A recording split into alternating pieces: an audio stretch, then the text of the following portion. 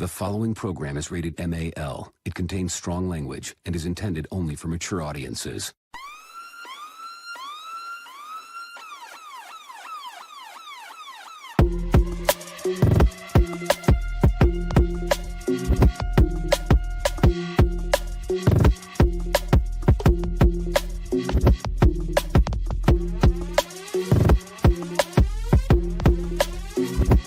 The show that gives you everything and nothing at all. That's everywhere you don't want to be. It's Ruben, Mo B, and on the ones and twos, AG.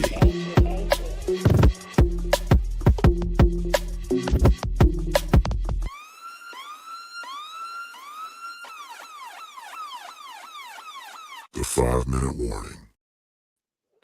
Welcome everyone to another episode of the 5-minute warning. My name is Ruben, and of course, I'm here with you to just sample the life that the internet gives us. And of course, always with me is my man AG.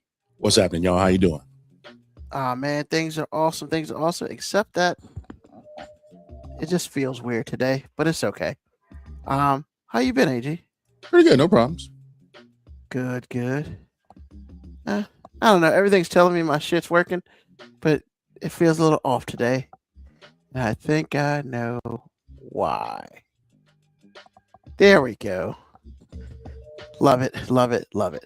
So, man, let's talk. Today, we have a really interesting conversation for today. Okay. And everybody understands that, well, not everybody. So those who do not follow college sports, people getting paid now, like legit paid, like millions of dollars legit paid. You know, they're doing commercials and they're doing all this stuff. No more envelopes under the table from, hey, good job, son, with money in the hand. You know what I'm saying? Good job, son. Hey, if you gonna sit here and tell me that's not what the hell they saying, I'm telling you, know exactly what they're saying. I'm not laughing at the truth of the matter. I'm laughing at your choice of words. That was hilarious. I mean, I think it was factually correct. You're absolutely right, sir. Couldn't agree more. So now with the NIL and college players able to make money, let me make sure I get the question right. Should the elite college-bound athlete go to HBCUs and or non-Southern schools to play high-earning collegiate sports? That's the first part of the question. Now, the second part of the question is, could this political protest move the political needle, or should it be a matter of course regardless? Like, does it matter politically, or should we just talk about it? So, I have a strong opinion on all of this, but it has changed. So I think I'm gonna let you go first, AG, and then I'll get to speak my opinion. Well, why don't you go first? Because you kind of led with something that's interesting. So let us know what you're thinking. First of all, how has your opinion changed, and changed from where? So, all right. So I would say there was a part of me that understood that, you know, this college stuff was happening and dudes were getting paid under the table in the envelopes. You know, good run for that touchdown, son. You know, keep it up. You know, pat on the back, whatever. I mean, because if you look, man, you laugh, but you know those old white men passing that money. That's exactly what they saying, bro. 100%. Especially if you live in places like Alabama or, you know, anything down south. Hey, man, it is what it is. So, you know, I'm not against college players getting paid, legally or illegally. My biggest thing was it just needs to be fair, which it still isn't. I mean, let's just be real. It just isn't. But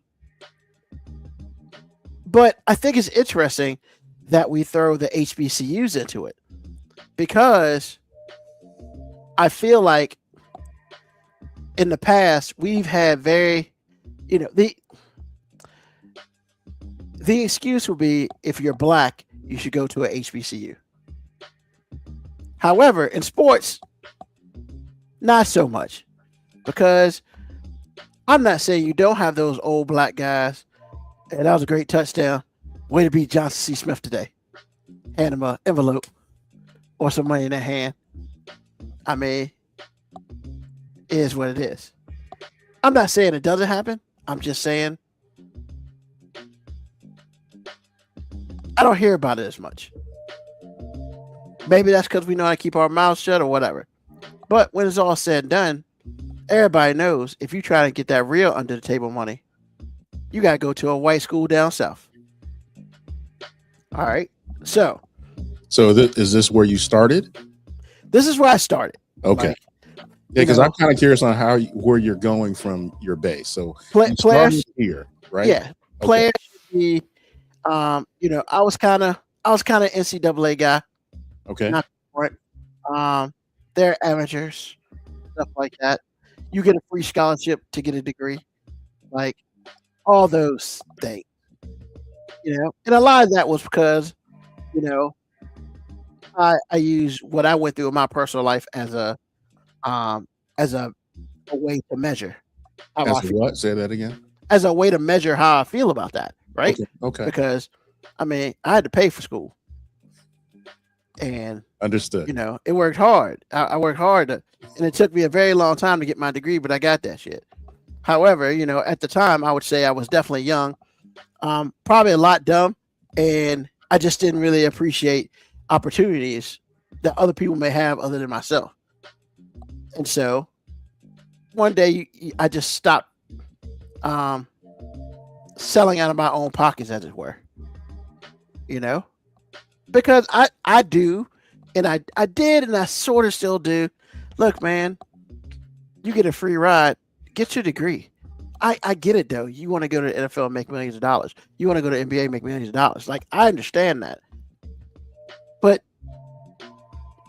this, for all those players that will never play professional, and some of them don't get degrees, man, you ain't got no backup player.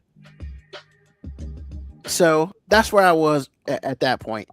It was all about how I feel and how my life affected me, and how, everybody else should be grateful that you have the talent and you can get a college degree with your talent athletically. Now I feel a lot different. Hey man, go get your money, because if at least you can get your money in college, that's your backup plan.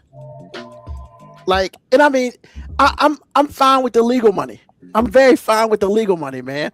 Yo, if you gotta sit there in hot cars at a rundown, used car dealership, but they giving you 6 figures, bruh, you go do that with a fucking smile on your face and enjoy that shit. Because once again, brothers like myself don't have that opportunity to go hot cars for 6 figures. So go make that money, player. And fuck around. If you realize that you can't play professional, get your degree too. Like, you can truly have it all right now. And I feel like, hey man, as far as going to an HBCU or going down south or going where money calls you, honestly, you gotta do what's best for you, bruh. Like, I did not go to an HBCU. I have learned a lot about HBCUs over the past 7 years. I have. What's up, Mo? What's up, Mo? I understand and I appreciate. That's a great camera action right there. All that. So, hey, look, man. At this point in time, man, go do you. If you want to go to HBCU and you about all that, and the money thing ain't that big to you, hey man, go do your thing. If you're just trying to go to the league and get paid while you're in there, then go do your thing. Just go do your thing, whatever you want to do, because now you have the opportunity to have it all, and have it all until you can't. So that's where I officially stand on whether players should go and where they should go. Now, as far as the political shit, man, at this point in time in life, everything's freaking political. Like, hey man, you know the cast, the cost of Cheetos went up 5 cents the other day. Hey man, that's too much money. Cheetos are already fucking expensive. It's $2.69. Why are you going to $2.74? What we doing? Like, so as far as the political part, man, everybody's gonna make it political, and I mean, at this point in time, I'm surprised they haven't made the lettuce shit political yet. But I'm waiting.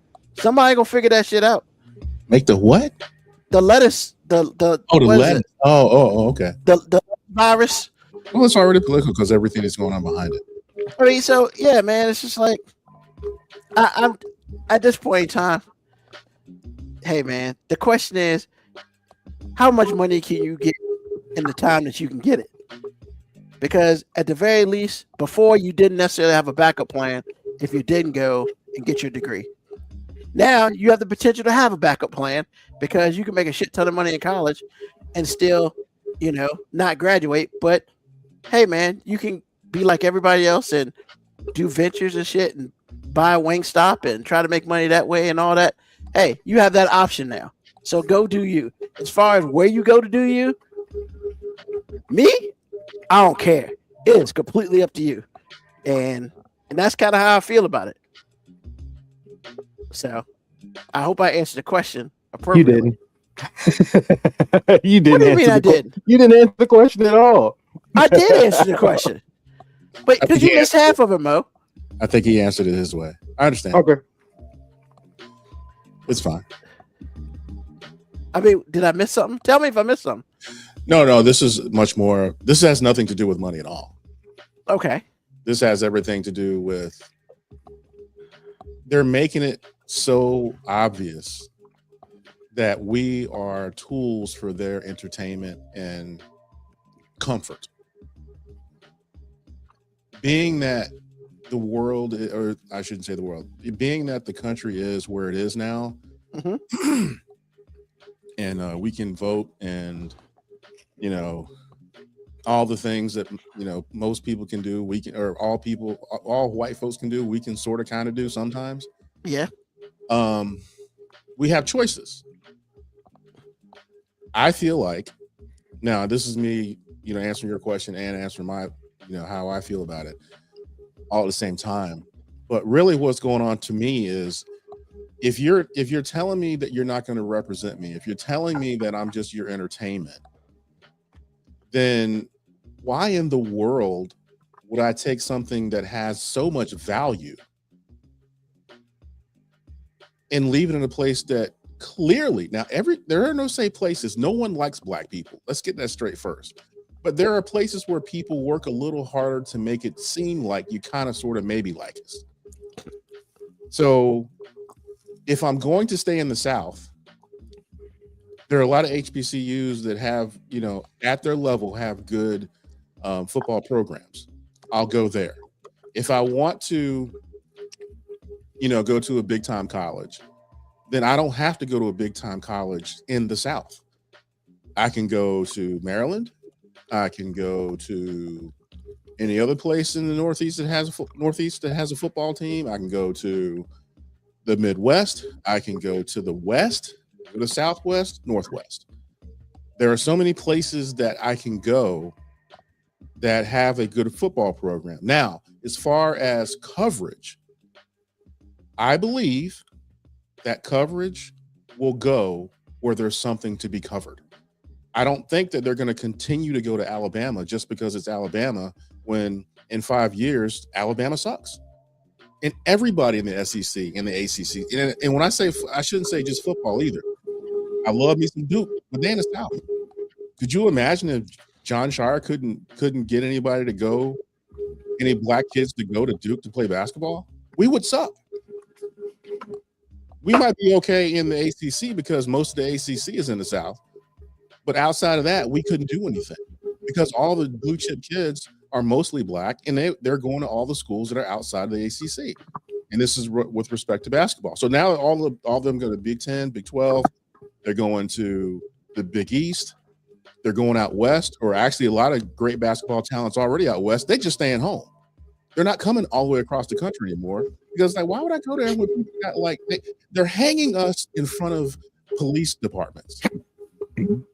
They're saying that we committed suicide by hanging, and we have 2 broken legs. How about we not do that anymore? Because the great way, and again, I learned this from everything that's gone on with Target. Boycotting something or someone that directly reflects their bottom line, money, will bring them to their knees.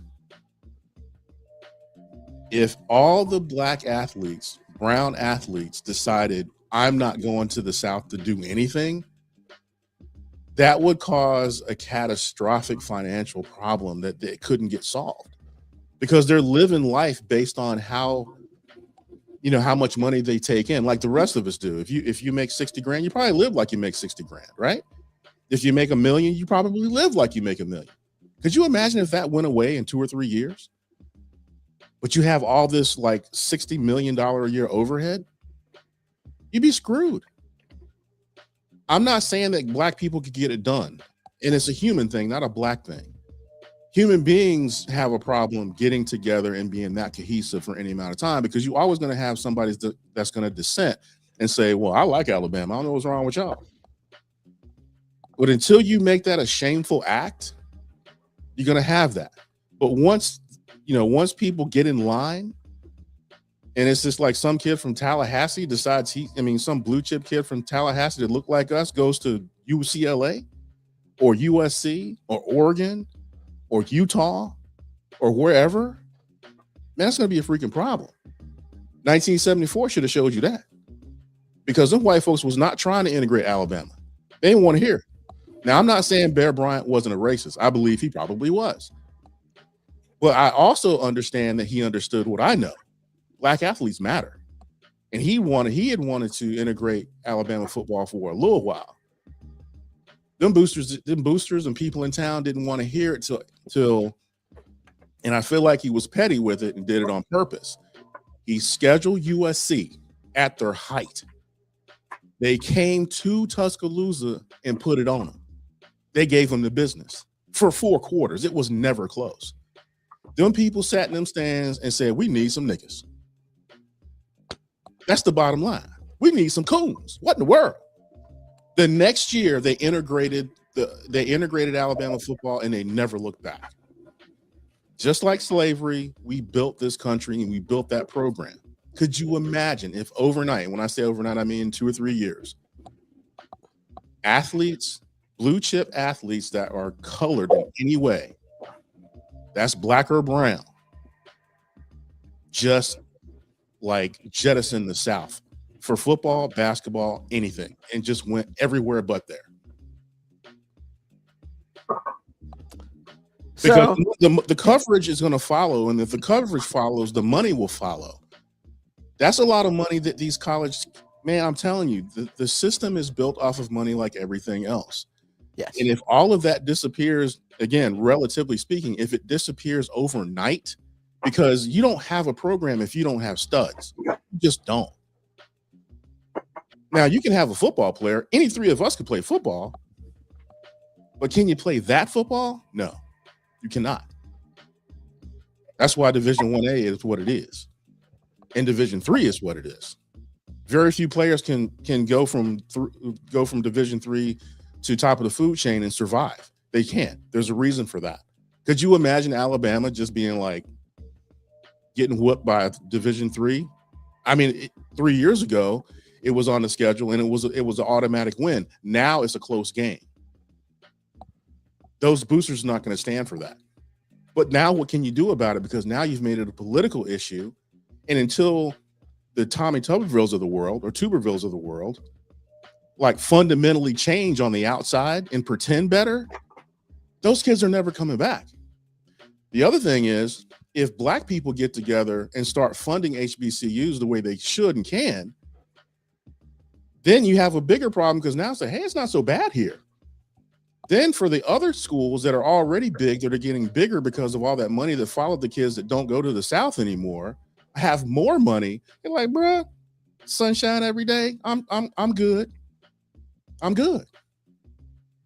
I'm out here in LA chilling, playing football. Ain't nobody trying to hang me. I'm good. I'm not leaving. Plus, my mom lived 20 minutes away. Why would I leave?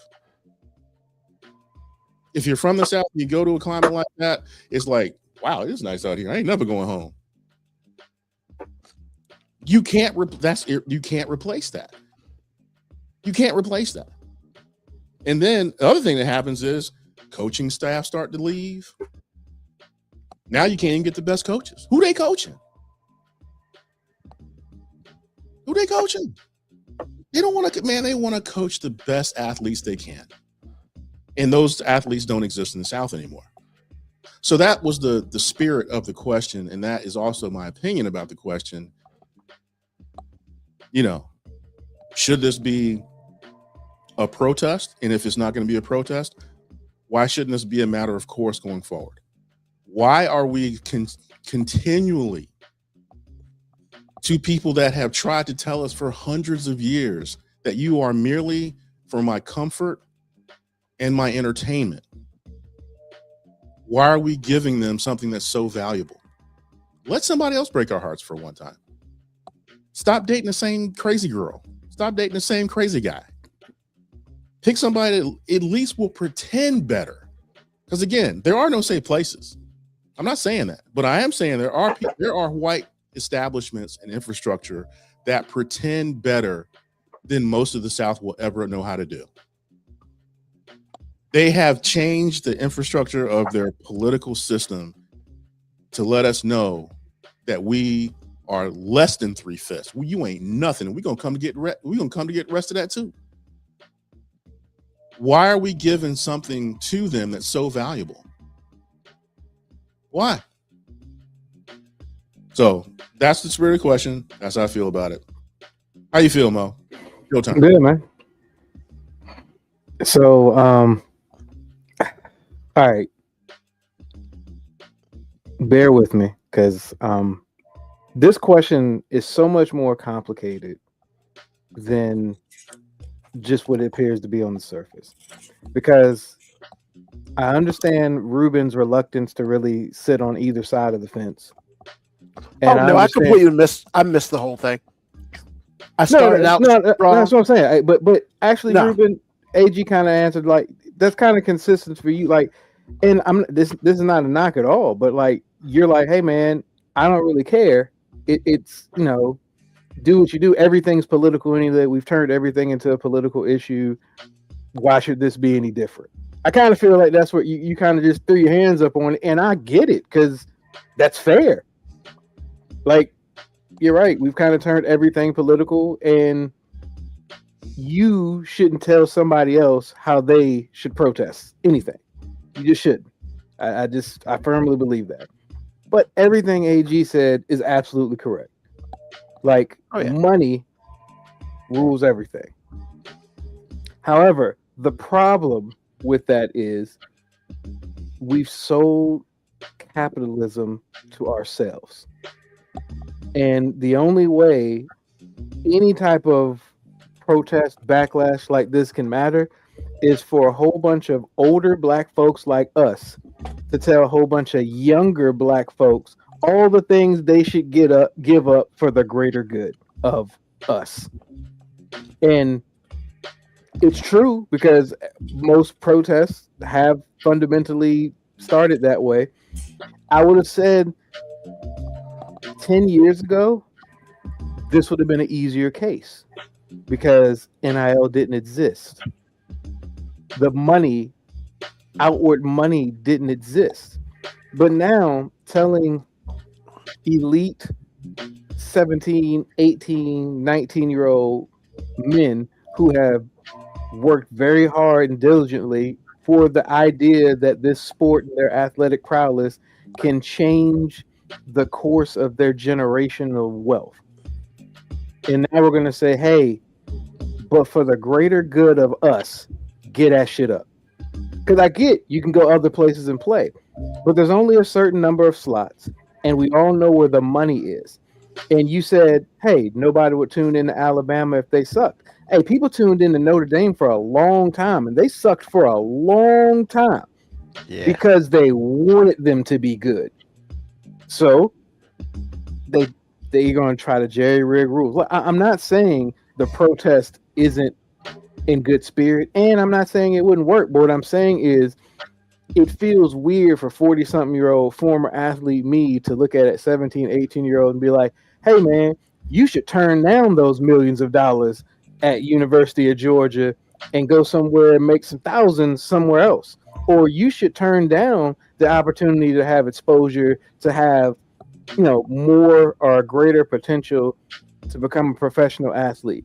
But I also understand everything AG said is right. It's like, we are basically monopolizing ourselves for our enemy. We're basically saying, hey, we will tap dance for you because the money's important. And that's where I kind of have like this torn thing. Like, I feel like a more prudent and efficient thing to ask would not be to ask the athletes not to go to these schools. It would be to ask us to stop fucking supporting them. Like, hey, don't watch the SEC. You got that much of a problem with the South Sports? Don't watch them. Let that TV contract not look as good because they're not getting the ratings and viewership. Like the Target thing. I'm glad you brought the Target thing up. The Target thing didn't work just because we asked a portion of the community not to do it. Everybody technically had to give up something. Like, hey, you can't go. People didn't go to Target. Like, and we kind of shamed black people for going in Target. Like, hey, bro, you going to Target? What you doing, bro? We ain't doing that. But we're trying to shame the athletes and not go to school. But we're gonna be watching ESPN when Florida plays Georgia. You know what I'm saying? Like, I know I would. And once again, I'm talking about myself.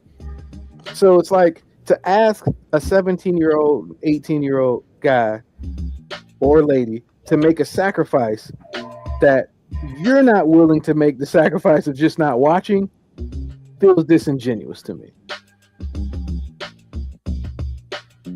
So that's kind of where I stand. Like, once again, I said it a while ago. I think I said it a long time ago. I'm like, hey, I wish more premier athletes would stay at HBCUs. Not even all of them. It's just we had more. If the HBCUs were relevant conferences in the greater landscape of collegiate athletics, that in itself would be an option. Like, as it stands right now, when it comes to the funding of these programs, the resources of these programs, and the exposure of these programs, that's basically telling somebody who has access to stake, hey, bro, that baloney good enough. And it is, but man, it's really disingenuous from your high horse or our high horse to tell a kid, hey, man, you should start making these sacrifices for the greater good of our people. Now you should do that, not necessarily me, because I like watching good football and basketball, so I'm still gonna watch. But your ass shouldn't go there. Like you should make it easier for us by going somewhere else, so then we ain't gotta watch. So I think the system has done a very good job of selling us capitalism more than community, and as long as that exists, it's gonna be real hard for anybody to tell some 17, 18-year-old kid in their family, hey, man, you should go to Wisconsin. I know they're offering you like $200,000-$300,000 a year, and I know that SEC team's offering you like $6.5 million to play there. But you know what? Do it for the cause, bro. Like that. Like, I'm just saying, man, you're gonna have a hard time selling that when all we've done for the last, I don't know, 30, 40 years is sold the black community of the importance of money. You gotta get yours. You gotta get yours. Even Ruby, even you said it. Like, hey, man, get your money. And that's exactly what these niggas trying to do. Like, they trying to get their money. Like, I know that the only way a true political protest statement can be made is to ask the 17 and 18-year-olds to make the greatest sacrifice. I just also know how unrealistic that is in principle. Like, to ask this 17 or 18-year-old kid who literally probably has their whole family looking at them like, hey, you are way out, to then say, hey man, I know I was y'all's way out, but for the greater good of the collective, I gotta take this L. It's just a hard thing to sell, man. Like I said, if NIL didn't exist, I think the argument's easier, because then you're really just selling opportunity and education. But we're doing that shit because Ruben said that he was talking about boosters to start with. I think that matters. That no. Also, it does matter. It does matter. But what I'm saying is, it was an easier sell when that seemed like that money was under the table or dirty money. Right. Because right now we're asking them to turn down legal money. We're like, hey, all this legit legal money, don't touch that shit. Well, and yeah, so like it was because I started my conversation off about how the old white dudes would give the players after the game, envelopes full of money and be like, "That was a good touchdown, son," because that's what the fuck they said to him. Like, let's be real. Like, we not, hey, John, that was a great play out there. Keep it up. Nah, they ain't say that shit to the black kids. Good job, son. Way to get that interception to end the game. Give him a dap or something, put that arm around him, give him a shoulder, and give him an envelope full of money. Like, AG is laughing, but we all know that's how that shit went down. I'm gonna let y'all know firsthand as somebody who has actually experienced that. They don't say good job, Ruben. They don't say anything. They just shake your hand, pat you on the shoulder, and it's like, hey, looking good out there. And that's it. They no specifics. You know what I'm saying? Just, $250, and you take some of your boys to Virginia Commons Mall and you ball out of control. Look, man, like, I wasn't a premier Division I athlete, but that 250, that 250 that dude hit me with was strong, bro. I didn't say nothing to anybody about it. I was like, hey, bro, we going to the Sizzler tonight, baby. We are doing it. Four niggas packed up in my Jetta, and we hit Route 1 South. Ate good. Hit the Sizzler. He said Route 1.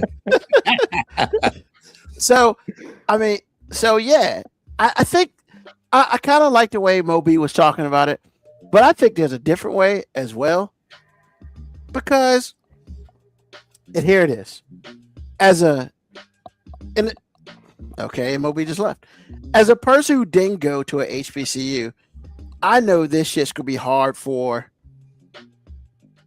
some people to swallow. Hell, it might be a little bit more difficult for me to say. But here it is. If we as black people invested in our HBCUs more, I think, hold on, there it is. I think if we invest in our HBCUs more, I think that would help the cause. Now, hear me out. The one thing that Hampton University got vilified for was leaving an HBCU to go after more money in different conferences, right? And I mean, the president just got, oh my, how'd you leave the HBCU community? Blah blah blah. Let me remind everybody that Hampton University is a private institution. It is not a public school. They are private. They are looking for certain types of people. Say what you want. We got family who graduated from Hampton University. They are looking for certain types of people. And I'm going to leave it right there. They definitely have a vibe. Sure. Yep. And once again, they left the MEAC to go to the CA, Colonial Athletic Conference, and then to the Big South to predominantly white conferences to get that paper. All right. Now, with that being said, they use that paper to help their facilities. Now, I will say this. I feel like if once again, this is gonna be hard for people to hear from a non-HBCU person, right? And maybe it's one of those things that maybe even though I am a non-HBCU person, jumping in and helping out every now and then probably wouldn't be a bad idea. But the biggest, a lot of reasons why black players don't go to HBCUs is because of facilities. I remember years ago, I was with Mo B, and his brother was playing AAU basketball, and we went to a HBCU basketball gym because they were playing there. And when I say I am a graduate of Petersburg High School in Petersburg, Virginia, when I say that my gym at Petersburg High School was bigger than that college gym, that's a problem.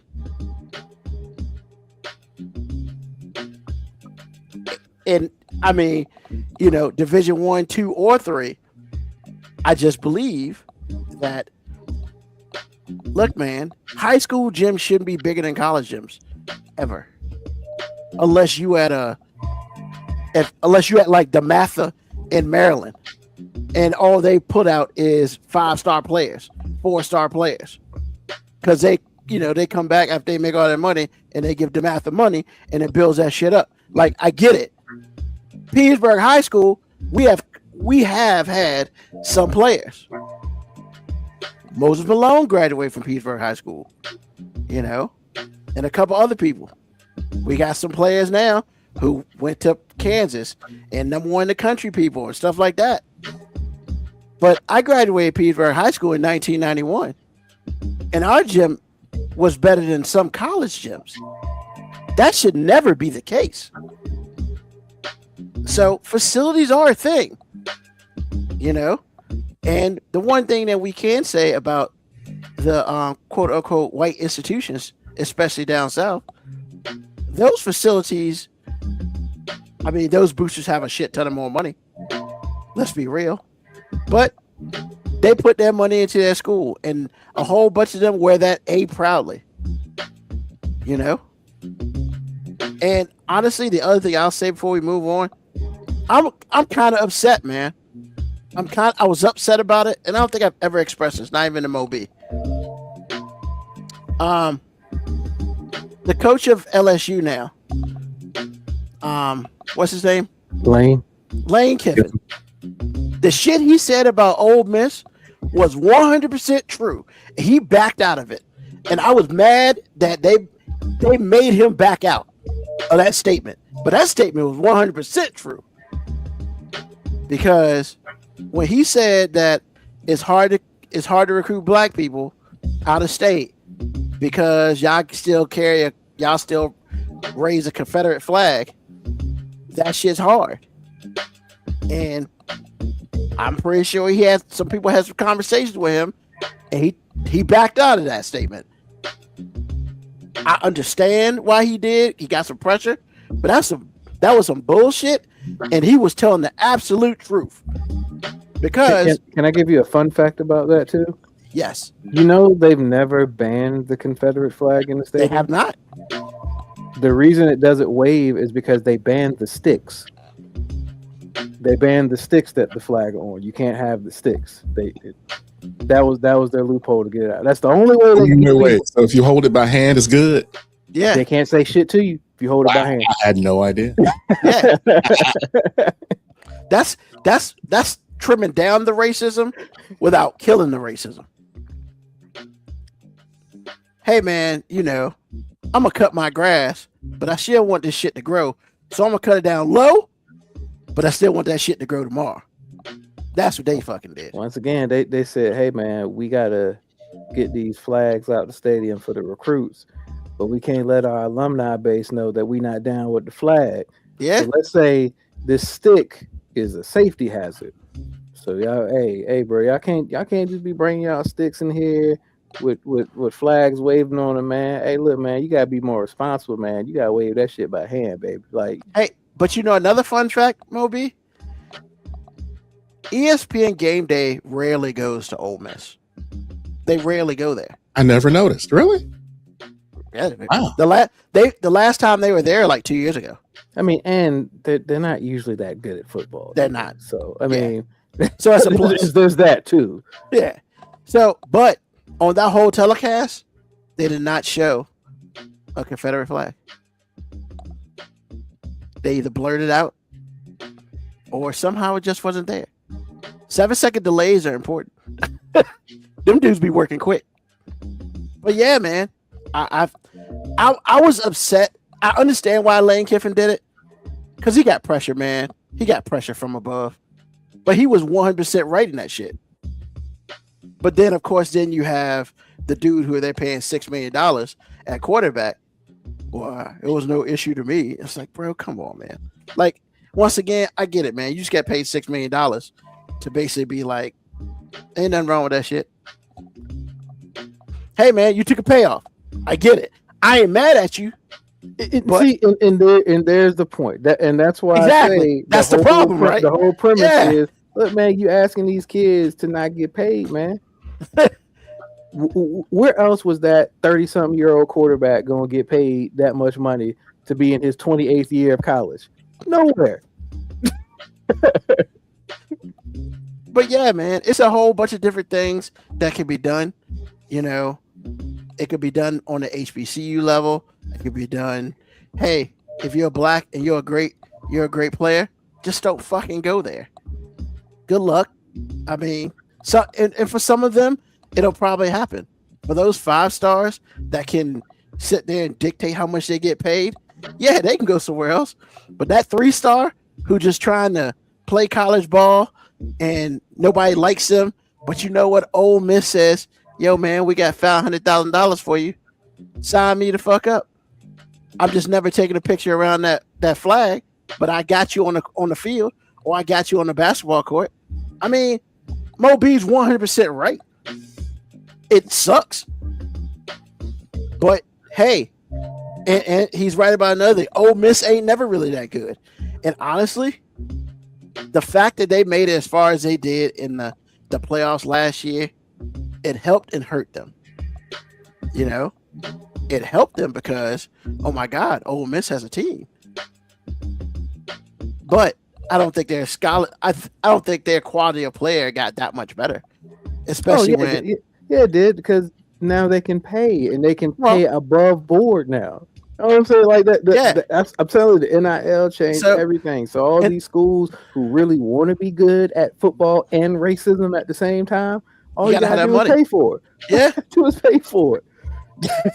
And I mean, hey, once again, if I think that, I mean, that was probably the only time I could sit here and say I thought Lane Kiffin was cool as shit.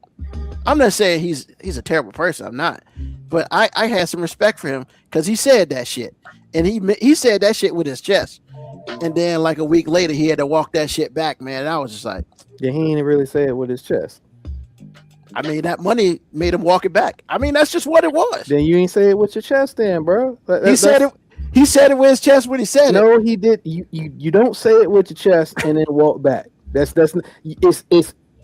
It's impossible to be able to do both things at the same thing. I know 2 things can be true at the same time, but 2 opposing things can't be true at the same time. And yeah, then he came out a couple weeks ago. It's like, I wish I had not fought hard. Man, shut the fuck up, man. Once again, like I was like, just shut up, bro. He was saying it with his wallet. That's what he was saying it with. Both times, because he was saying with his wallet the first time because he was trying to make black people think he was down for the cause, so he keep recruiting them. And then when they was like, "Hey man, you can't be saying that because we pay you not to say that stuff," he was like, "All right, cool. Y'all's money is greater." I mean, he's in Louisiana. I mean, I guess a little better. They don't got a lot of flags running around, but that shit be there. I mean, shoot, just like before Nick Saban LSU, black people in Louisiana didn't even go to LSU. Those people were going to Southern. Yeah. I mean, And I do want to say before we move on real quick, I do want to say, look, man, I understand how easy it is and how justifiable it is sometimes to just trash HBCUs and like how they don't do this and they don't do that. But your funding argument for their facilities is really disingenuous because to compare them to state-funded institutes that they create money in state legislature to pay for some of the facilities. HBCUs ain't getting none of that money, none of it. So to say, hey man, they should have better facilities, yeah, but unfortunately, HBCUs have had to make the decision for like the last, I don't know, when did the basically integration of collegiate athletics really happen? Maybe 40, 50 years ago. Ever since that, they've had to make the choice between, do we fund our facilities or do we keep the education portion of it? Like, hey, we do need a new basketball arena, but we ain't got no goddamn dorms. Or like, hey, like it's just they've had to make decisions that some of these other schools just never have had to make. Yes, boosters help as well.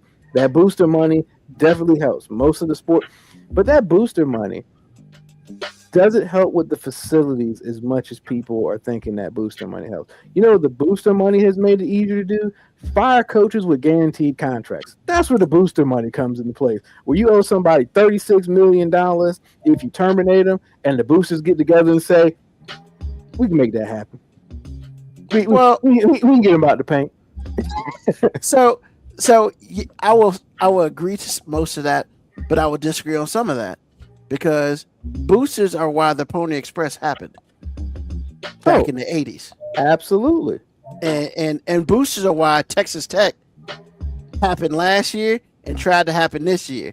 See, but what you're talking about a select number of universities that have oil money, which is a whole different type of booster money. That's a whole, like, Miami had booster money from Ponzi schemes. Texas has just oil money just laying around, like niggas just tripping over millions of dollars. I mean, that's true. As far as the Ponzi scheme money, I mean that was in a dark time in Miami. Once again, I was just I was making the point not to crash on Miami because my brothers are alum of Miami. I ain't got no shade against Miami. But my thing is, like, all booster money ain't the same, and act like all those boosters exist everywhere just ain't the case.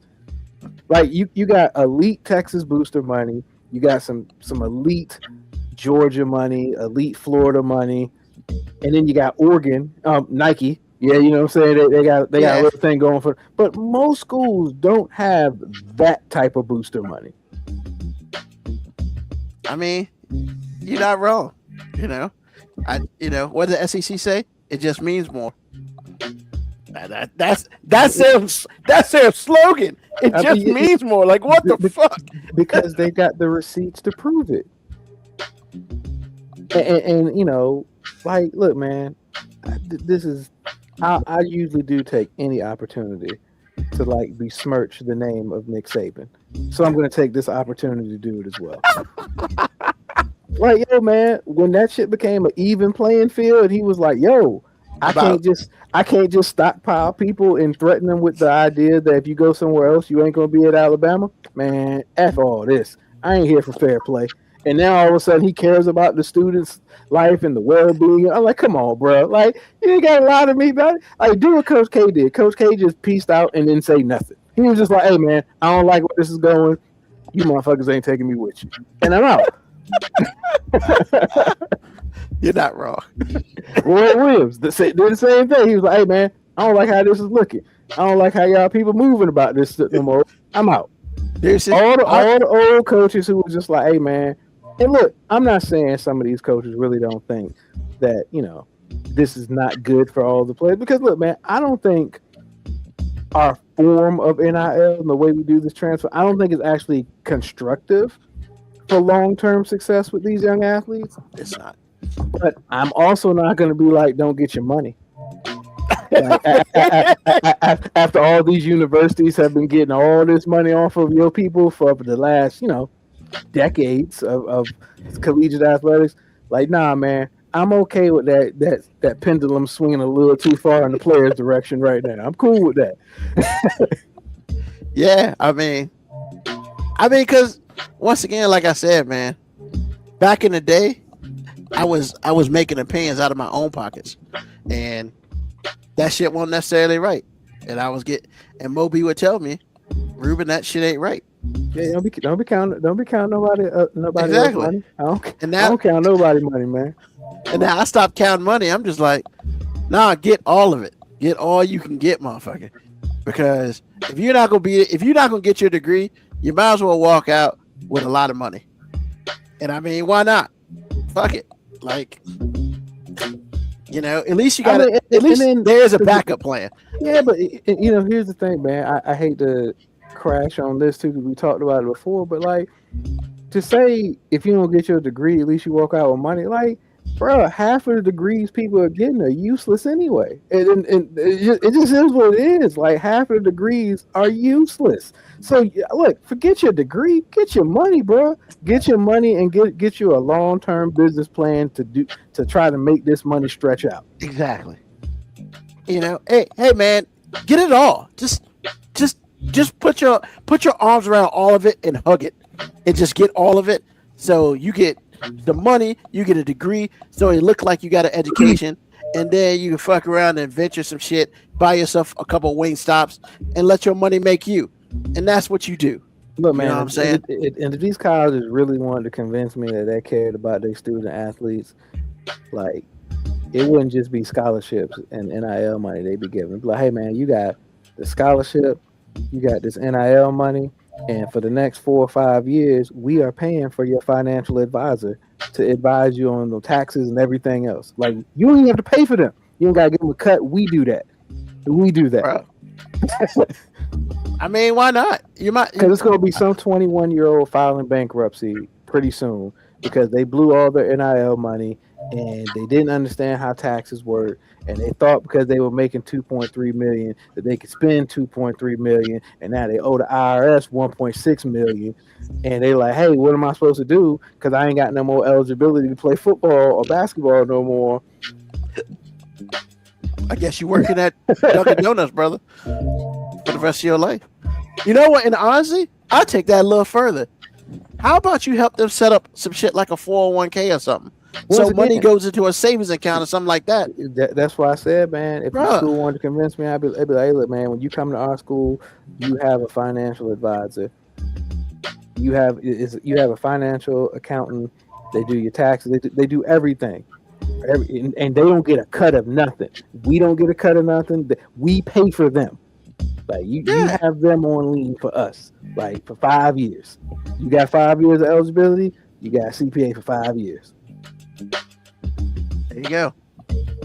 Look at us, man. We're making a college sports program better every day. Hey, but ain't no school gonna do that because they got to pay them. And they ain't trying. Hell no, yeah. They've used NIL as a way for them not to have to pay the players. So they damn sure ain't about to pay for financial shit for them too. They like, I mean, if these dudes want to go broke by their junior year, cool. That means they got to do whatever we say now. Indentured service, that's what we do. I mean, hey, you ain't wrong. Because I can't imagine as an 18-year-old, you got enough money to buy that sports car, that house, you partying, you throwing money all over the place, and then by your junior year, you owe so much money. And you like, man, I really want to transfer. I really want to go do something, but I can't do nothing. Because if this coach if I mess around and say anything disrespectful to this coach, he gonna fuck up my career, and I ain't got enough money to be out of a job. Because that's what it is at this point in time. It's a job. So honestly, I feel like Nick Saban got out too soon because he could have figured out a way to hustle this. Like, all he would have had to do is like bring in all these 5-star recruits and show them how to blow the money. Like, you know what I'm saying? Like, hey man, We're gonna put you up in these mansions. We're gonna have you to blow it. So by the end of their freshman year, they done blown all their NIL money and they owe money. And he's like, hey, it's cool. You know what? We will handle your debt, but you owe us 2 more years here. Don't even worry about it. We got you, big dog. Bruh. Here it is, man. That what you just said is scared straight for freshmen. Right there. Hey, you get all this money. These are the dudes who were broke in 6 months because they spent all the money the wrong way. Don't do them. But that don't ever scare nobody, man. Look, man, athletes are more prevalently aware of athletes going broke than they ever were. And it ain't slowing it down at all. Because wow, if you don't know how to, you can say, wow, but I promise you, man, if I'd have given you 7-8 figures at 19, Ruben, you wouldn't have known how you were supposed to make that money stretch. You might be like, hey, I'm not going to blow this money frivolously like they do. And I bet all of them say that. But then you are a product of what you're around. So if you see other people spending money on that and they're like, hey, this is how you're supposed to do things, you go, oh, this is how I'm supposed to do things. And then say, you know, because once again, you don't be counting other people's pockets, but you probably should sometimes, because you got to understand that if I made 1.2 million and he made 32 million, we shouldn't live the same. We shouldn't. Like Dominique Foxworth says all his shit. Like Dominique Foxworth says that all the time. He's like, yeah, man, I used to hang out with Champ Bailey, but he was like, I realized first time I went to Vegas with Champ Bailey, we was not the same. Like we didn't have the same access to funds. I mean, yeah, man. The first lesson that should always be learned, and then we're gonna move on, is, hey guys, don't fuck with them hoes. That's it. Don't get them whole shit. They don't get your money. That's it. If they let you smash, you smash. But don't be buying them a goddamn thing. Just don't do it. When has that ever actually happened, Ruben? Like, wait a minute, that they actually don't do that? Yeah. When have rich men ever decided that they didn't need to trick their money on hoes? In some form or fashion, it's gonna happen. Like, look, as somebody who's like, man, I ain't never had the opportunity to, so let me not say what I would never do. True that. I ain't rich enough to trick no hoes. Cause you're right, man. Cause if I was, I at least tricked at least one. Once again, like, look, just man, for the feeling. Not even that. Every dude who's ever had access to a job at first, and if you had the fortune or misfortune to be seeing a young lady when you first ran into a little bit of money, I don't care who you are, you did some form of tricking. That's true. It wasn't even just because you were trying to give a giant. It was because that was, as a guy, that was like you giving yourself a high five. You know what I'm saying? Hey, baby, don't even worry about it. I got you. You know what? You're right, man. I have tricked though. God damn it. Everybody has. That's why, like, you look, man, I know I spent a lot of time up here talking about how you shouldn't do that. So I just wanted to take a moment up here to acknowledge that, yo, man, I'm saying that out of experience. You know what I'm saying? I'm saying that, like, hey, man, don't be like me.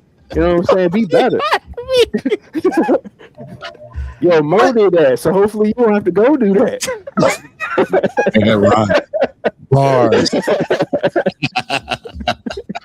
Bars. But in all reality, I think every dude has tricked, whether it be a hoe or a man hoe. Tricking is about perspective, man. Like, look, man, I'm saying trick. What I'm saying is, like, look, man, tricking is all about perspective.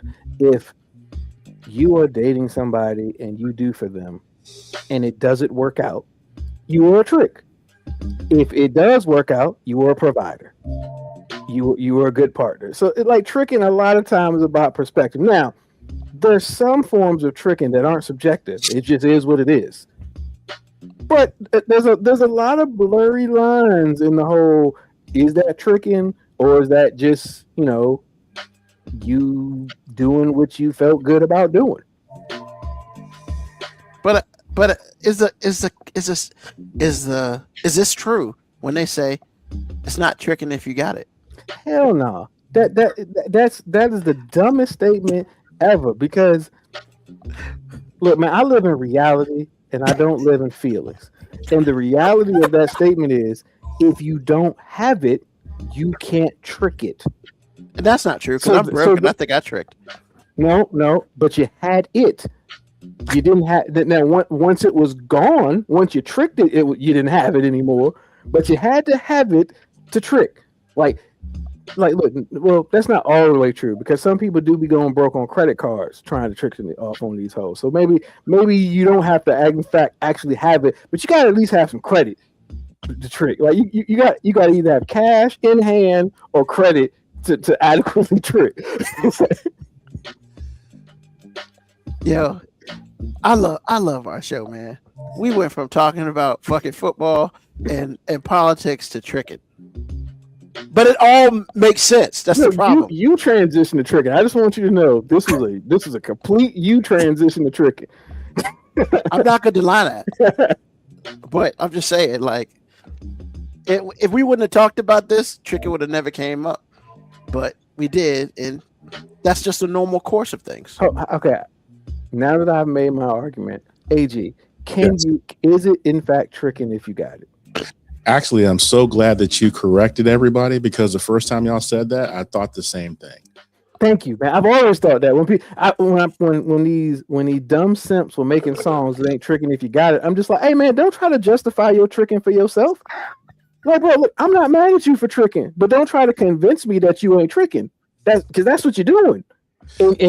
I do want to ask you this. You just said this, and I found it very interesting.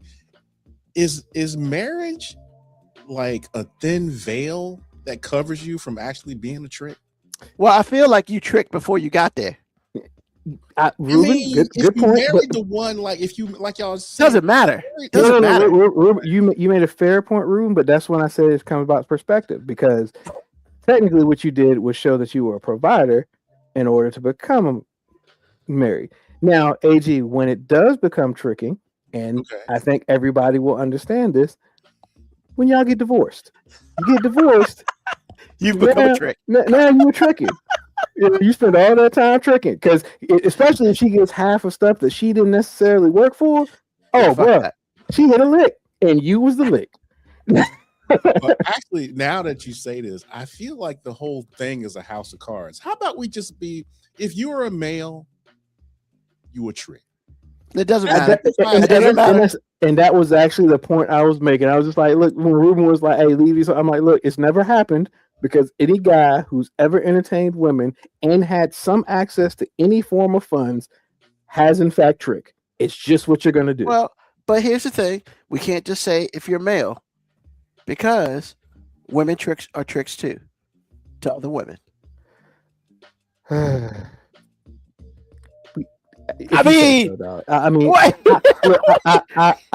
appreciate you giving a feminist opinion by trying to be equal opportunity here. But hold on. Everything ain't always equal, man. Like yes. So you tell me, are there exceptions? Yes. There's always an exception. So you're saying if a woman spends money on another woman, they ain't tricking. You're gonna have to give it more context than that. I was just about to say that. So, like, okay, hey, woman wants to ask this other woman out. Boom, boom, boom. You know, they get into a relationship. They're in a 1 year relationship. Also, basically, saying anybody who dates women is going to trick. No, anybody who dates anybody. Because if a woman asked me out and then she took care of me and then I was like deuces, then the woman is a trick. That's true. It's absolutely true, but rare, once again, exactly. I'm like, you're talking about an exception, and that's why I'm saying, like, I get it. Well, it happens. I just want us to be because women on the line. Women typically and historically aren't providers by Correct. nature. Thank you. Yes, but there are some providers by nature. Then yes, but they're not. Not all the time. No, you're right. This isn't the portion where we're bashing women because know what? Because women are not generally providers by nature. They're generally more nurturing by nature, And that's However- where we generally struggle with that. Because look, I know I'm not the most nurturing person in my household. I'm not. Somebody falls down in this house, I'm like, get up.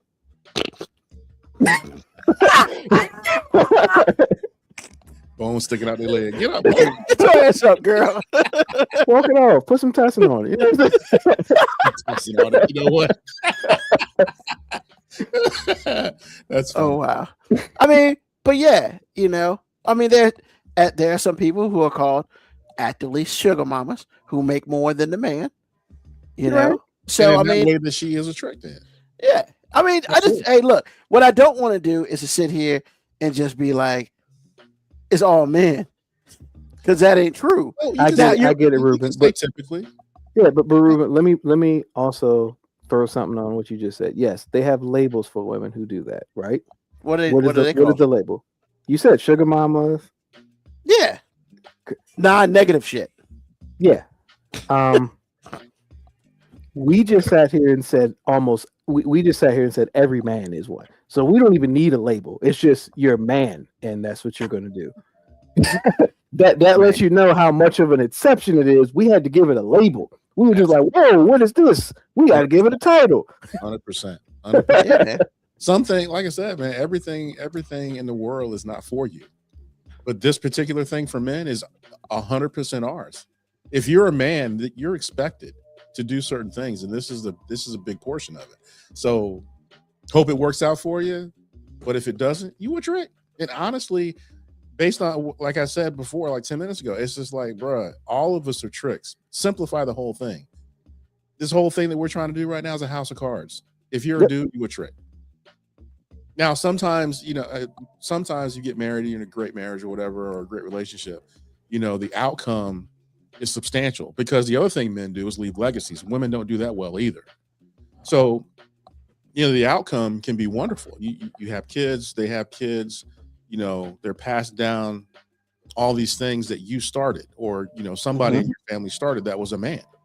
So it's just like, and most of the time it is a man. You can be mad all you want to, based on what I just said. But again, historically and typically, men leave legacies. Kind of the job, part of the job. Women don't do that. When women make a lot of money, it's their money. Yeah. They're not looking forward. They're not looking at everybody else saying, if I make my son good, then he's going to make his son good, and on and on and on. And we have right now, I make generational wealth. Women don't say those things. That's true. I've expressed it several times. A lot of chicks saying that they're boss bitches, and I'm like, no, you're just successful. Exactly. Two Because different bosses statements. are responsible. They Yeah, have two different statements. And look, I'm not knocking you for being successful and getting yours. I'm just saying, make sure you know what it is. That there's a difference. Make your money, girl. 100%. So that's all we're saying, Ruben. You're right. No, it's cool. It's super rare.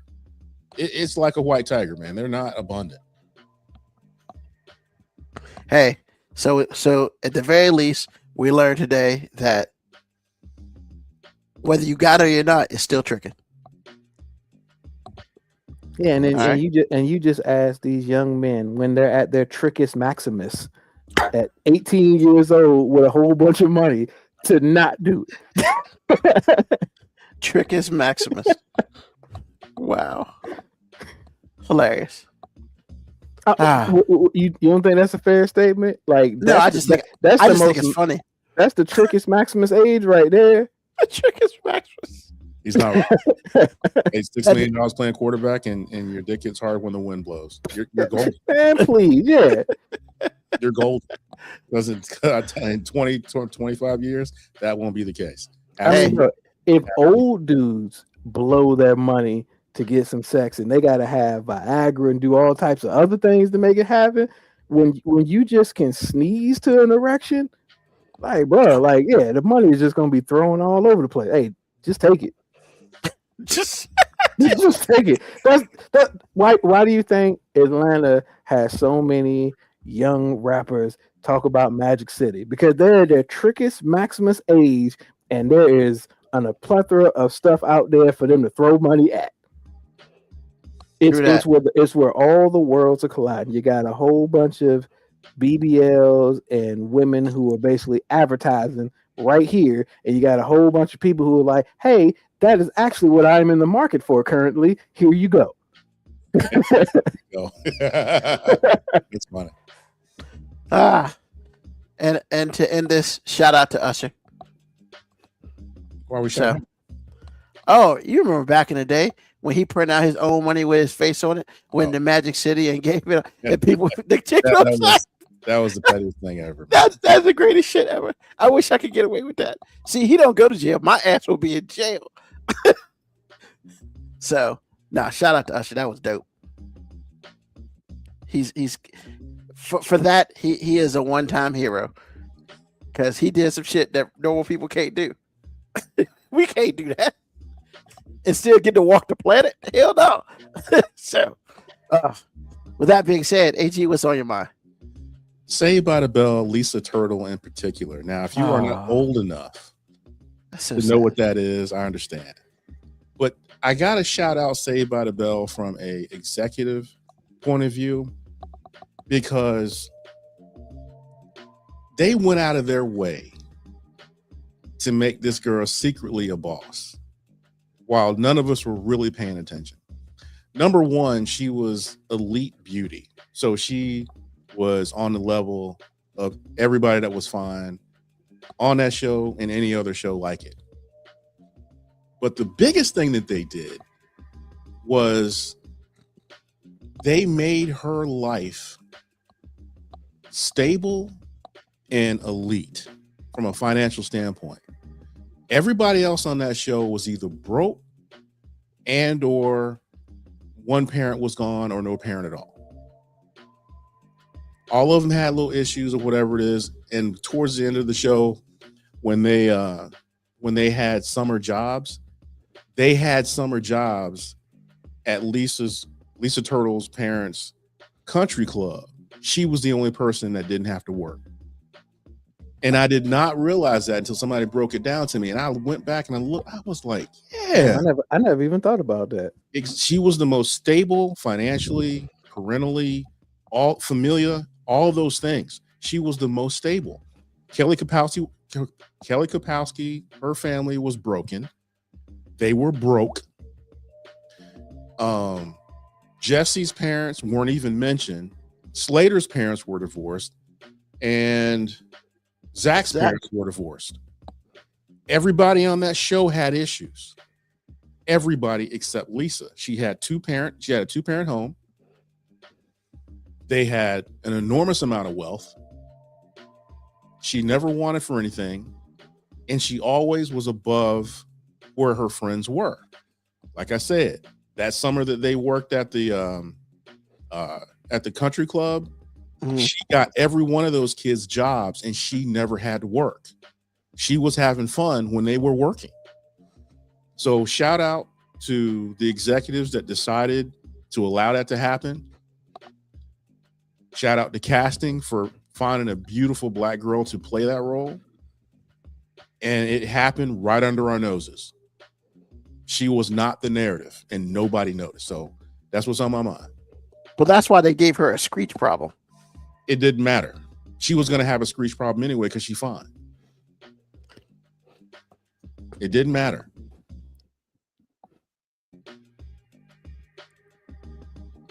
All right. Thank you, sir. Mo B, what's on your mind? Nickelodeon, man. Now, man, I know it's a random thing for me to say, but Nickelodeon, man. So I am really in the era of like Nickelodeon making the boom. The three major cartoons that Nickelodeon hit on, like the Rugrats, all that was firmly when I was growing up. And one of my favorite cartoons, I didn't even know that I was personally living it. Recently, I just heard something about the show Doug. I did not know that the creator of Doug was from Richmond. And he was basically saying that Bluffington was like his interpretation of how Richmond was where he lived. Oh, wow. Yeah. 100%. Which is crazy because I hated this place when I was younger. But yet, that show Doug, I was just like, man, I mean, I did think it was kind of messed up that the only black dude he knew, he had to make him blue. But it's like, hey man, you know, you did what you did, man. Like, I get it. Nickelodeon didn't want you to have a brown person up there, so he was like, hey, what if I made Skeeter blue? And he was like, that'll work. We could do that. I was ain't black. I mean, they didn't want to make him a token. I mean, you kind of did anyway. Just made him a blue token. Just, you know. Seems like you got a whole town full of people and this one Smurf. Just, you know, gallivanting around, you know, making random sounds with a ridiculously high-pitched voice for some reason. And Doug used to hate on him a lot. A lot of episodes was Doug hating on Skeeter, which makes sense, you know. Hate on the cool black dude. I get it. But yeah, man. So shout out to that dude, man, who made a show, and he said Doug was like his alter ego, or how he envisioned things when he was a kid. And he was like, the people in the show were based on real people in his life. And before the show came out on Nickelodeon, he was actually calling these people saying, hey, there's going to be a character of you on Nickelodeon like that was supposed to be a reflection of you. And I'm like, first of all, you didn't really have to do that. Like, you know, you didn't have to tell. Like, what, are they going to sue you? Like, was the one black dude he know going to be like, hey, man, you made me blue. I'm suing your ass. I'm sorry. That was hilarious. Hey, man, you made me blue. But, I mean, yeah, man. So, hey, shout out to that dude, man. Doug Funny, man. Like, Patty Mayonnaise, he said that was a girl he had a crush on when he was a kid, and he never got over it. That's what he said. Literally, I never got over it. So I literally made a whole show about how I had a crush on this chick I never got over. Wow. And there. Ugh. Like, yo, like, hey, whoever she is, like, first of all, I want to meet her. I want to meet whoever inspired Patty Mayonnaise, because when you watch the show, Patty Mayonnaise wasn't really all that fine. And she didn't really have like a lot of great characteristics. I mean, like, I'm kind of like, hey, bro, what did you see in her so much? Like, she was down. She was a down chick. But it's like, you're right, AG. Maybe that's why he was like, look, man, I ain't going to make this chick overly fine on this show. Yeah, man, because you don't want to blow her head up. I mean, you made a whole show about her. Like, you don't got to blow her head up. It's already done. Yeah, but the funny thing is, she might not be all that now. You know, True. Things change, man. Yeah. I want to meet her because I want to be like, hey, man, did he at least get to touch you? Like, you know what I'm saying? Did he? I'm not trying to get delve into your sexual history or anything. I'm just saying, like, did he get to any base? Did he get to the first base? I would say base? No. Any base? I would say no, because he made a whole fucking cartoon series about this chick that he couldn't have. See, Ruben, and I'm gonna disagree with that, because I'm gonna say the only way you are not over it 30 years later in life is you got a taste. You just didn't get all of it. You know what I'm saying? I would be, hey, bro, you couldn't give my man Doug Funny, you know, one dabble. You know what I'm saying? You couldn't give him. Did she kiss him on the cheek once? Yeah, exactly. It was a couple times kissing on the cheek, but I'm just like, yo, maybe that was it. You ain't let my man get a reach around, nothing. You ain't like, you know, you ain't. You are completely Sully in this cartoon, man. What are you doing? No, but here's the thing, man, because I think she needs to write a book, because she needs to be like, yo, man, I was so amazing to this dude who didn't even really get none from me that he still wasn't over me like 30 years later. Nah, she probably not. He was broke in his 50s making a cartoon about me. Oh my goodness. Like, I can't imagine anybody I've ever had a crush on in my life that like 40-something-year-old me now is like, I need to write about that. I'm just glad it didn't happen to you, sir, because I understand all of it. Here's AG. I get the whole, like, man, the what if, the one that got away. I get all that, but the one I just had a crush on, like, that's it. I can't believe in my head that all this dude did was have a crush on her. Like, I'm like, no, y'all was humping, y'all was doing something at some point in time, and she was just like, nah, I don't want you no more, and he couldn't get over. I can't see somebody not getting anything, and then years later, after being married and divorced, because that's when the show came out, he was married and got divorced to a whole nother chick, and he's still like, you know what? But I can't get over whoever inspired Patty Mayonnaise. Like, wow. Maybe that's why he's divorced. Maybe that's why he's divorced. You never know. But it does happen. It does happen. It does happen. No, I'm not saying it doesn't happen. Yeah. I can't be the only person that's amazed by that. It's like, wow, like you got divorced from another woman, and all you could think about in your mourning, your recovering, and all that was this chick you went to middle school with that you never even did anything with. I mean,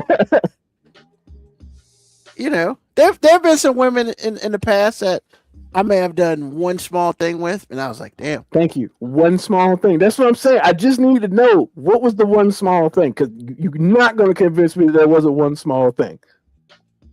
I mean, there was definitely one young lady I did one small thing with, and I'm just like, could have been different, but it didn't, and it was what it was, you know.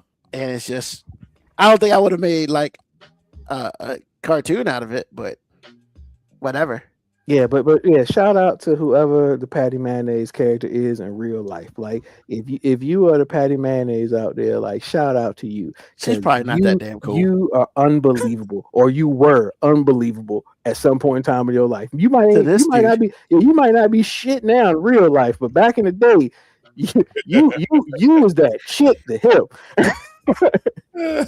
in third grade, you were it, man. When you got you grew up, you grew out.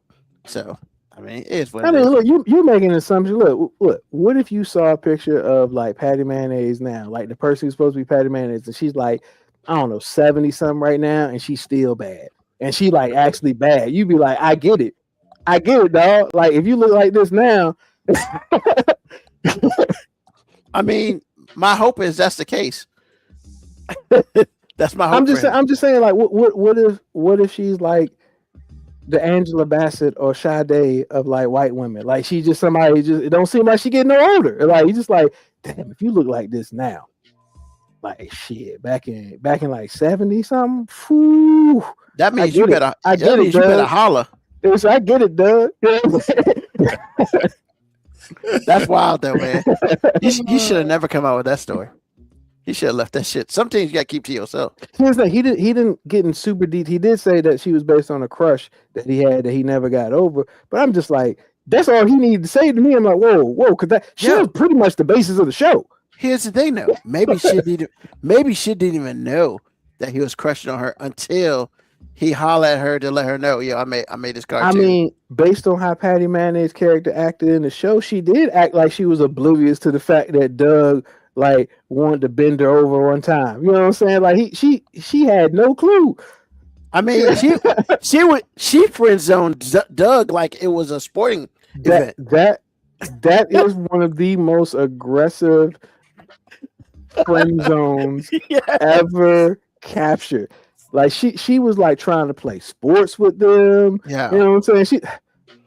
Oh man, yeah, that's some great. Like, hey, that's you know what, Ruben? Thank you. You just I figured the show out now.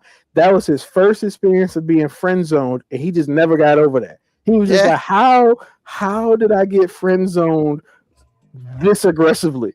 Because I didn't watch a lot of Doug, but I can remember like maybe twice where she kissed him on the cheek, and that was it. He was everybody knew he was feeling her, but she acted like she was oblivious to it. Yeah. She was either that dumb or she was great at the friend zone at a young age. I don't know which the answer would be. But shout out to Patty Mayonnaise. Hopefully. I mean, look, man, the dude made a cartoon about her. Adam from Maroon 5 made a whole album about Jane. God, damn. See, apples to oranges, man. Because You can say that you. Let me, Ruben. All right. He was in a relationship with Jane as an adult, and apparently it didn't work out. He made an album about it, relatively recent to when the events had transpired. This man, 30 years later, getting divorced, broke, was like, you know what? I got to get this out. I got to talk about this chick I had a crush on back in the 6th grade. Now, like this is what's in my heart now. But here's the thing: he has shit to lose, and he made a shit ton of money off it. So it's like, Ruben, you're right. I'm just saying it's apples to oranges thing. Like somebody who had a recent breakup making an album about them, that's pretty typical.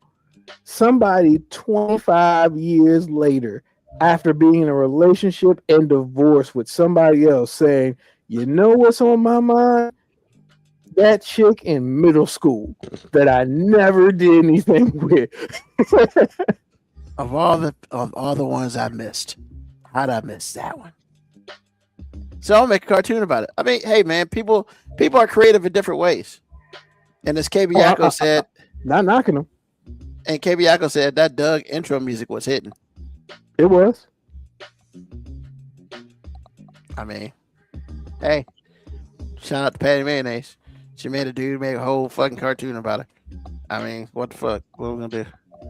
Women that makes men do strange shit, man.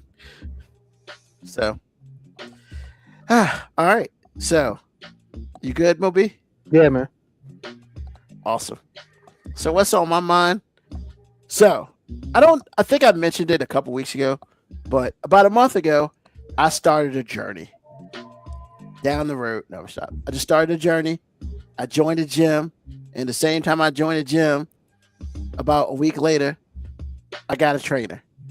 And so, for the last 2 weeks, I've been going to the gym 4 times a week, busting my ass. One of those days is with the trainer. He be killing me, but it is what it is. The first thing, I ain't lost no weight. Understand that's not a bad thing, though. That's not a bad thing. So I will say this, I told him, I was like, look, you tell me what to do, I'll do it. But if I left to my own devices, that's why I'm still fat. Straight up. That's what it was. Older guy, black guy, guy's diesel, whatever. Cool dude. So he hooked me up with an app. He puts trains in there for me. I go in there and knock him out. So the first couple days, man, first of all, I need to preface this by saying I motherfucking in life hate planks. Fuck planks. Planks can kiss all my ass and fuck them all. If you love planks, fuck you too. Like, that's just what it is. So every day I'm fucking doing planks, man. 20-second planks 3 times. Dude, fat dudes on the floor, gravity is heavier for some reason. That shit, 20 seconds is forever on a goddamn plank. So I have a dislike for planks. I just do. I can do all the other shit, but doing the groundwork sucks. It just does. But I know I got to do it, because it does other shit. Right? So I think it was last Tuesday. No. Yeah, it was last Tuesday. 25-second planks, man. It was the last workout I had to do before I do my cool down. I worked myself to death that day. I'm sweating. Like, Papa Molly, I'm sweating. That's where I was. 25-second planks. I did the first one. Man, I felt like I was about to throw the fuck up, man. Now it's like I'm done. Done for the day. Fuck this. I ain't doing this no more. So 2 days later, I go back to it. I took a day off because I listened to my fucking body. My body's like, motherfucker, you need a day off because this plank shit ain't the move. Word. Go back 2 days later. Fucking planks. He ends me with planks every fucking day. I know it. It just sucks. 30 seconds this time. I'm automatically pissed. But you know what? I said, fuck it. It was a good day though, because a couple things happened in the gym that never happened before. You know, I'm sitting there in the gym. I watched the talent, you know, in the gym. Talent was good that day, but it wasn't a lot of it, which is also good because it didn't distract me from what the fuck I was doing. It's easy not to be distracted by talent, but it also is easy to get distracted by talent, depending on the talent that's there. So there was this talent working beside me. She was pretty cute. Whatever. I looked over. She was on the wall, and she had lifted her body up, her legs up in the air, like she was literally on the back of her shoulder blades. And I was like, okay, that's awesome. I ain't doing that shit. So, you know, I'm doing my shit. And I just, you know, whatever. She left or whatever. And I guess she came back to get her stuff. And I'm still, you know, I'm listening to music. I'm kind of dancing in the gym because fuck it. I like music. And at this point in time, I don't give a fuck about anybody looking at me in the gym anymore. I just don't. I don't care. I got over that shit like a week ago. You know, because everyone's like, I don't want people to watch me in the gym struggle. Man, fuck all that. I'm just struggling. I gotta do it. I gotta do this shit. So the girl who's beside me walked past. She was like, have a nice workout. And I was like, thank you. First person ever talked to me in the gym. So, you know, I was like, oh shit, you know. Felt a little good myself. Knocked out my next set or whatever. Here come these motherfucking planks, man. 30 seconds. I'm lying on the floor, just hating this shit, man. I know this is about to be a problem. Boom, knock out 3 30-second planks like that. That was like, great day. You know, I met my trainer the other day. I told him, I was like, yo, first of all, I hate planks. And second of all, I knocked out 3 30-second planks yesterday with no problem. So thank you, and I appreciate you. Because the body itself, I've just noticed that I'm being able to do some things better now. You know, considering from the first day I got up in that bitch to just 2 weeks later, I'm out here and, you know, whatever. I'm not throwing up doing planks or trying to throw up. Your boy feels pretty good. I ain't lost no weight. Whatever. But I feel good. I sleep better. You know, all that good shit. I say all that to say this. This is the second time I've done this on this show. Second time. I'm about to do something. I'm about to retire another pair of pants. I wore these shits yesterday, and they wouldn't stay on my ass. They kept falling off. I was holding them most of my work day. I was like, it's time for these bitches to retire. Let me back them up. Yep. So these will be the second pair of pants I've retired. These are 44 by 29s. We had good time in these, but it's time for these to go. So, go. So, I say all that to say this. Put your mind to it, get that shit done. Whatever you want to do, get that shit done. Now I got to go buy another pair of pants because, you know, I can't wear them no more because even with the elastic belt that I have, so they don't fall off my ass, they still fall off my ass. And that's kind of a problem for what I do. So, with that being said, you know, I just like to say, whatever your dream is, keep it up, keep it going. You may not see immediate effects on what you're really looking for, but you will see effects in other ways. So, that being said, I'd like to thank everybody for listening to the show today, whether it's live or listen to the podcast. I'm sorry you can't see the pants I just got rid of, or I will get rid of, but hey, just know I got rid of a big pair of fucking pants, and happiness is over here. Tell a friend, tell an enemy, just tell somebody about us.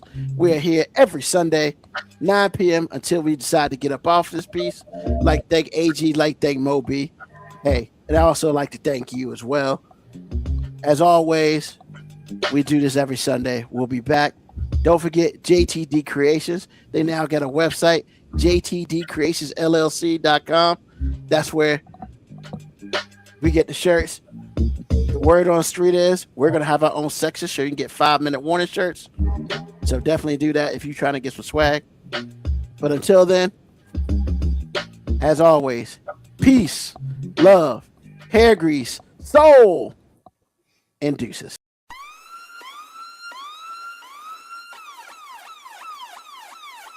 Email us at 5minutewarning19@gmail.com.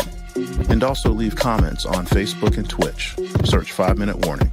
Contact us on Twitter at AG_FMW podcast, at Newsman25, at FMW 2019.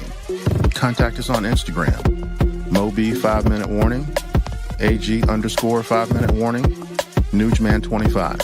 You can listen to the podcast at Apple Podcast, Spotify, or wherever you get your podcast. Thank you for listening. This has been another episode of